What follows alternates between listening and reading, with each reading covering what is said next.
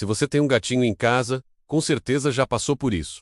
Você está andando tranquilamente e, de repente, ele aparece e começa a se enroscar nas suas pernas, quase como se estivesse dançando. Esse gesto, além de ser super fofo, tem vários significados importantes no mundo dos felinos. A primeira razão é a marcação de território. Gatos têm glândulas de cheiro em várias partes do corpo, principalmente na cabeça e nas laterais. Quando os gatos se esfregam em você, estão deixando o cheirinho deles, basicamente dizendo para o mundo que você pertence ao território e à família deles. É uma forma de te marcar como propriedade. Mas não é só sobre posse. Os gatos também demonstram afeto e vínculo. Esse é o jeito do seu gato dizer que confia em você e se sente seguro ao seu lado. É um gesto de carinho que fortalece a amizade entre vocês. Muitas vezes, esse comportamento do seu gato também é um pedido de atenção. Pode ser que ele esteja com fome, queira brincar, ou simplesmente queira um pouco de companhia. E vamos combinar, é uma forma bem irresistível de chamar nossa atenção, não é mesmo? E por fim,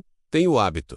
Gatos amam rotina. Se eles aprenderam que se esfregar em você resulta em carinho ou em um petisco, eles vão repetir esse comportamento todos os dias. Então, da próxima vez que seu gato se enroscar em você, saiba que ele está comunicando amor, confiança e que você é o humano favorito dele. Se você gostou de saber mais sobre o comportamento dos felinos, não se esqueça de curtir o vídeo e se inscrever no canal para mais curiosidades. Até o próximo vídeo.